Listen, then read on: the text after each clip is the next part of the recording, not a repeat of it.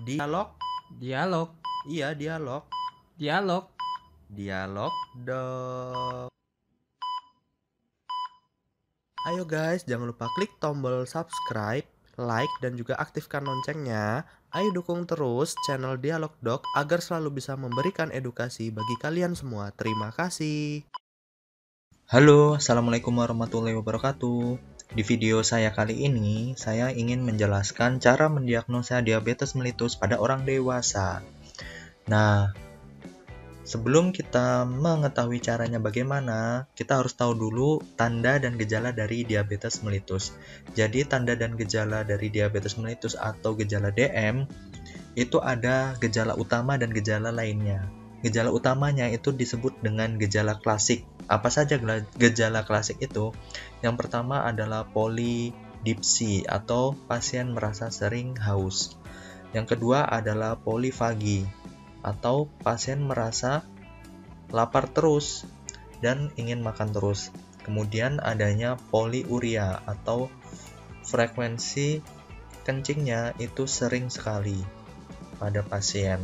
Kemudian adanya penurunan berat badan yang penyebabnya tidak diketahui.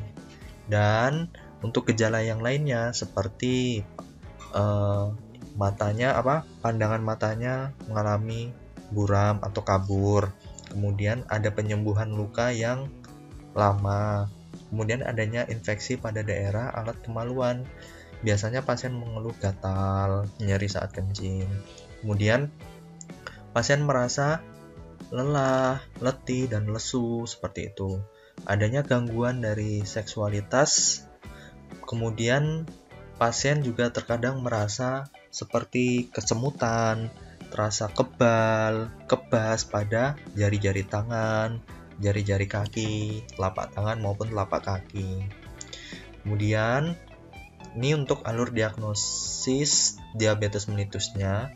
Jadi kita perlu tahu bagian-bagiannya teman-teman. Jadi ada GDP atau disebut dengan glukosa darah puasa. Kemudian ada GDS atau glukosa darah sewaktu. Kemudian ada TTGO yaitu tes toleransi glukosa oral.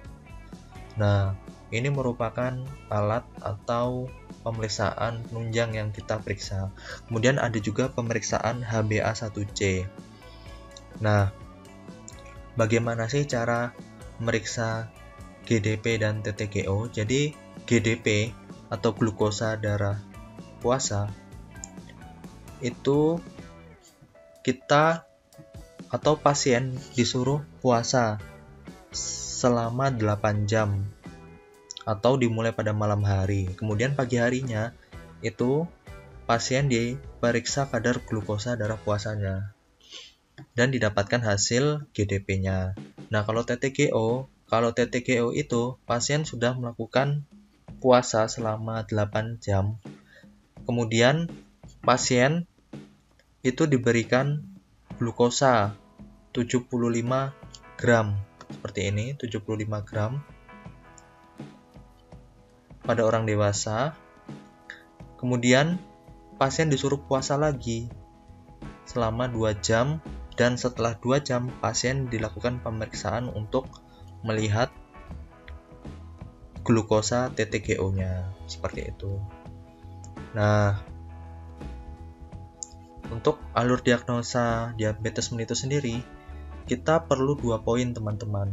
Jadi poin pertama itu pada keluhan klinis diabetes. Itu kita nilai poinnya 1. Kemudian pemeriksaan lainnya seperti glukosa darah puasa dan glukosa darah sewaktu itu masing-masing poin 1. Tetapi kalau TTGO itu sudah dianggap poinnya 2. Dan HbA1c itu juga poinnya 2 teman-teman. Nah, kenapa saya buat untuk mendiagnosa diabetes mellitus itu perlu 2 poin? Karena kita lihat bagannya. Misalkan pasien datang dengan keluhan klinis atau keluhan klasik diabetesnya ada. keluhannya ada pada yang saya lingkarin. Rasa haus, lapar, berat badan turun, dan banyak kencing atau sering kencing itu ada pada pasien. Kemudian pasien itu kita sebut atau kita anggap pasien memiliki 1 poin. Kemudian kita lakukan pemeriksaan GDP. Apabila GDP-nya lebih dari 125, maka pasien itu mendapatkan 1 poin. Jadi ada 2 poin teman-teman.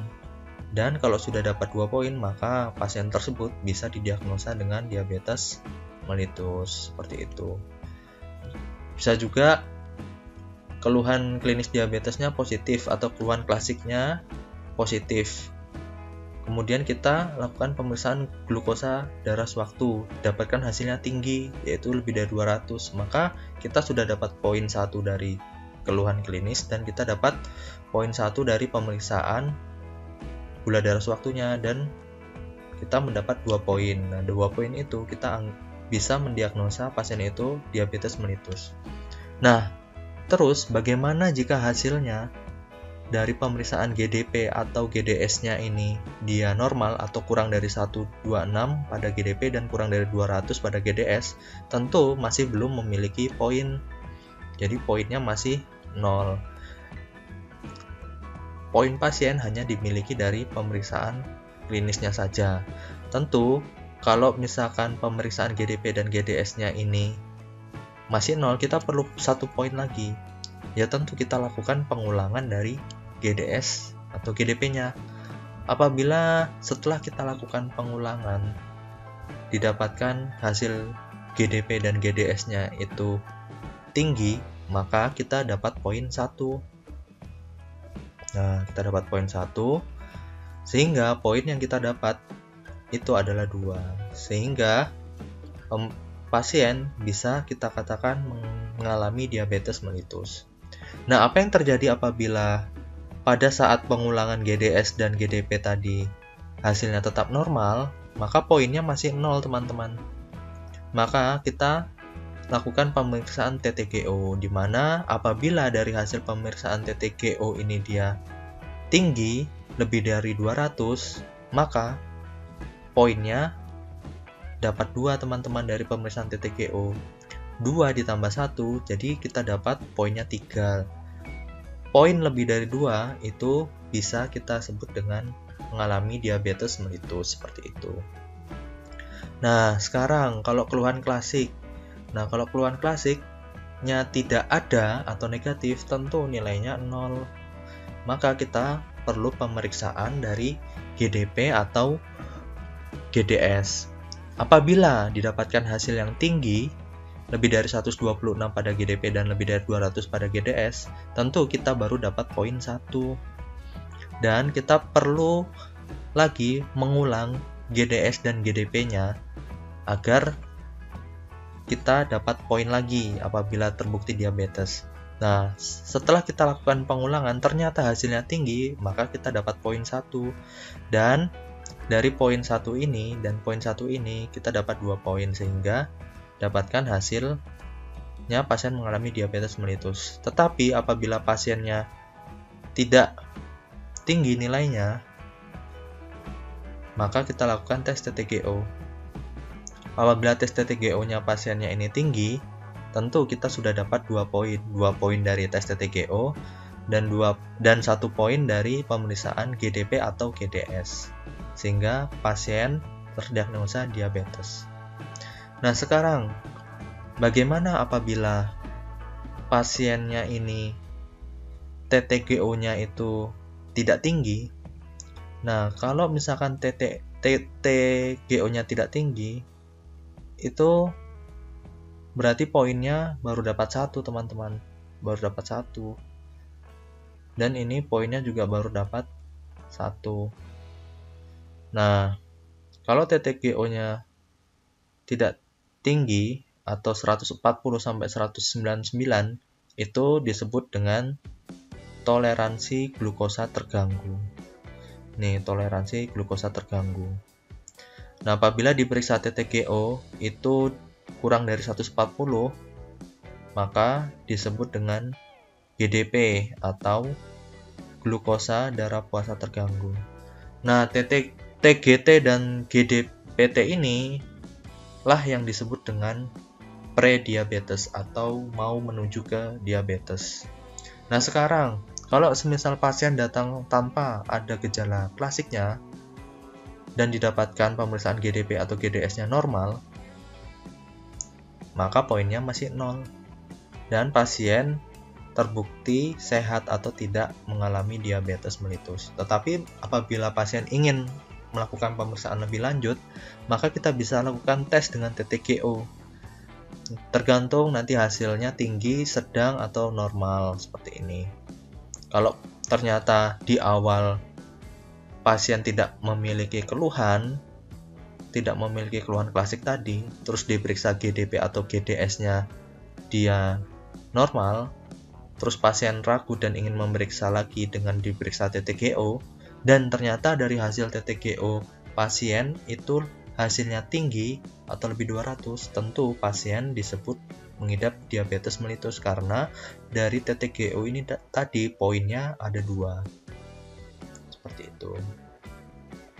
Nah, seperti itu ya untuk mendiagnosa diabetes. Dan ini kesimpulan dari alurnya tadi. Kriteria diabetes mellitus apabila ada gejala klasik ditambah dengan ini ya, glukosa darah sewaktunya lebih dari 200 atau glukosa darah puasanya lebih dari 126 atau TTGO lebih dari 200 atau HbA1c lebih dari 6,5, seperti itu. Ini 1 poin. Kemudian GDS 1 poin. Apabila ada gejala klasik ditambah GDS jadi 2 poin. Jadi pasien mengalami diabetes. Ini 1 poin. Dan TTGO dan HbA1c itu dia 2 poin. Nah, apabila tidak ada tanda gejala klasik atau pasien tidak mengalami gejala, maka nilainya 0. Tentu kita lakukan pemeriksaan GDS. Jika pemeriksaan GDS lebih dari 200, itu kita baru dapat poin 1, teman-teman. Kemudian kita ulangi lagi pemeriksaan GDS-nya di lain waktu. Nah, apabila GDS-nya lebih dari 200 lagi, maka kita dapat 2 poin, teman-teman, karena kita sudah melakukan pemeriksaan GDS-nya 2 kali. Sama juga dengan pemeriksaan GDP, tapi kalau TTGO itu diperiksa 1 kali saja dan hasilnya lebih dari 200, maka dapat poinnya 2. Dan kemungkinan pasien itu menderita diabetes mellitus. Begitu juga dengan HbA1c. HbA1c poinnya juga 2. Ya, mungkin itu saja yang dapat saya sampaikan. Kurang lebihnya kalian bisa baca dari referensi yang lain atau tinjauan pustaka yang lain. Ini tinjauan pustaka yang saya pakai yaitu Perkeni 2011 dan 2019. Terima kasih, itu saja yang dapat saya sampaikan. Assalamualaikum warahmatullahi wabarakatuh.